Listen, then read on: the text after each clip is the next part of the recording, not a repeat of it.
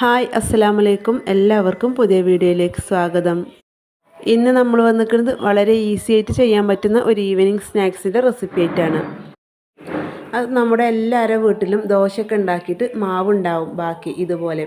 അപ്പോൾ നമ്മൾ ഇതെന്താ ചെയ്യാമെന്ന് കരുതിയിരിക്കും. അപ്പോൾ ഒന്നും നോക്കണ്ട, ഇതുകൊണ്ട് നമുക്ക് അടിപൊളിയായിട്ടുള്ളൊരു പലഹാരം തയ്യാറാക്കാം. 4 മണിക്ക് ചായയുടെ കൂടെ കഴിക്കാൻ പറ്റുന്ന ഒരു അടിപൊളി സ്നാക്സാണ്. ഇതറിയാത്ത ഒരുപാട് ആൾക്കാരുണ്ടാവും, അപ്പോൾ അവർക്കൊക്കെ ഉപകാരപ്പെടും. അപ്പോൾ തീർച്ചയായും വീഡിയോ കണ്ടു നോക്കുക. നല്ല ക്രിസ്പി ആയിട്ടുള്ള ഒരു സ്നാക്സ് എങ്ങനെ തയ്യാറാക്കാൻ നോക്കാം. അതിനു മുന്നേ നമ്മുടെ ചാനൽ ആദ്യമായിട്ട് നിങ്ങൾ കാണുന്നെങ്കിൽ പ്ലീസ് ഒന്ന് സബ്സ്ക്രൈബ് ചെയ്ത് വീഡിയോ ഇഷ്ടപ്പെടുകയാണെങ്കിൽ ഒന്ന് ലൈക്ക് ചെയ്ത് സപ്പോർട്ട് ചെയ്യാം. അപ്പോൾ നമുക്കിത് എങ്ങനെ തയ്യാറാക്കാൻ നോക്കാം. അപ്പോൾ ഞാനിതാ ഇവിടെ രാവിലെ ദോശയൊക്കെ ചുട്ടീൻ്റെ ബാക്കി ഒരു 1.5 കപ്പോളം മാവുണ്ട്, അതാണ് എടുത്തിട്ടുള്ളത്. അതിലേക്ക് ഒരു സവാള മുറിച്ച് ചേർത്ത് കൊടുത്തിട്ടുണ്ട്. ഒരു മീഡിയം സൈസിലൊക്കെ ആക്കിയിട്ടാണ് മുറിച്ചെടുത്തിട്ടുള്ളത്. നല്ല വലുതുമല്ല നല്ല ചെറുതുമല്ല. പിന്നെ കുറച്ച് കറിവേപ്പില ഒന്ന് എടുത്തിട്ടുണ്ട്. പിന്നെ അതുപോലെ തന്നെ പച്ചമുളകും വട്ടത്തിൽ മുറിച്ചെടുത്തിട്ടുണ്ട്. പിന്നെ കുറച്ച് മുളക് പൊടി ചേർത്ത് കൊടുത്തിട്ടുണ്ട്, ഒരു 1/2 ടീസ്പൂണോളം. മുളക് പൊടി ചേർക്കേണ്ട ആവശ്യമൊന്നുമില്ല, എരിവ് വേണമെങ്കിൽ ചേർക്കാം. ഞാനിവിടെ കാശ്മീരി മുളക് പൊടി ചേർത്ത് കൊടുത്തിട്ടുള്ളത്. അപ്പോൾ നമ്മുടെ സ്നാക്സിന് നല്ല കളർ കിട്ടും. പിന്നെ ഒരു 1/4 ടീസ്പൂൺ മഞ്ഞൾപ്പൊടി, കുറച്ച് കായപ്പൊടി കൂടി ചേർത്ത് കൊടുത്തിട്ടുണ്ട്. എന്നിട്ട് നല്ലപോലെ ഒന്ന് മിക്സാക്കി കൊടുക്കാം.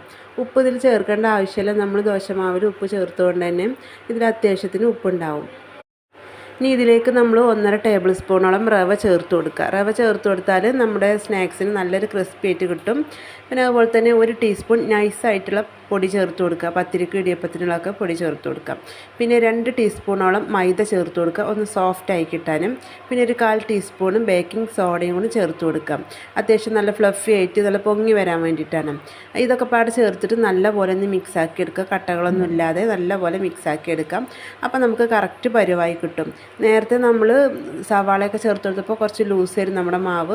ഇപ്പോൾ ഈ പൊടികളൊക്കെ ചേർത്തപ്പോൾ അത്യാവശ്യം നല്ല കറക്റ്റായിട്ട് കിട്ടിയിട്ടുണ്ട്. ഇനി ഈ മാവ് റെസ്റ്റ് ചെയ്യേണ്ട ആവശ്യമൊന്നുമില്ല, പെട്ടെന്ന് തന്നെ നമുക്ക് ഫ്രൈ ചെയ്തെടുക്കാം. അപ്പോൾ നമ്മളൊരു സ്റ്റൗവിൽ പാൻ വെച്ചിട്ട് അതിലേക്ക് എണ്ണ ഒഴിച്ച് നല്ലപോലെ ചൂടായതിന് ശേഷം മീഡിയം ടു ലോ ഫ്ലെയിമിലിട്ടിട്ട് സ്പൂൺ കൊണ്ട് കോരി ഒഴിച്ച് കൊടുക്കാം. അപ്പോൾ സ്പൂൺ കൊണ്ട് ഇട്ട് കൊടുക്കുമ്പോൾ നിങ്ങൾക്ക് മനസ്സിലാവും ഈ രീതിയിലാണ് നമുക്ക് നമ്മുടെ മാവ് കിട്ടേണ്ടത് കേട്ടോ. ഇത് ഇട്ട് കൊടുക്കുമ്പോൾ പെട്ടെന്ന് തന്നെ പൊങ്ങി വരും. നമ്മൾ മീഡിയം ഫ്ലെയിമിൽ ഇട്ട് കൊടുക്കുക, ഹൈ ഫ്ലെയിമിലിടാതെ, പെട്ടെന്ന് കരിഞ്ഞു പോകുള്ളൂ ഹൈ ഫ്ലെയിമിൽ ഇട്ട് കൊടുത്താലും. അപ്പോൾ അത് നല്ല പൊങ്ങി വന്നിട്ടുണ്ട്. ഇനി ഒരു സൈഡ് ചെറുതായിട്ട് കളർ മാറി വരുമ്പോൾ നമുക്ക് തിരിച്ചിട്ട് കൊടുക്കാം. ദോശമാവ് വെച്ചിട്ട് പെട്ടെന്ന് ചെയ്തെടുക്കാൻ പറ്റുന്നൊരു സ്നാക്സാണ്. ഇതിൽ ചേർത്തൊക്കെ നമ്മുടെ വീട്ടിൽ കിട്ടുന്ന സാധനങ്ങളാണ്, അതുകൊണ്ട് എല്ലാവർക്കും ചെയ്തെടുക്കാൻ പറ്റും.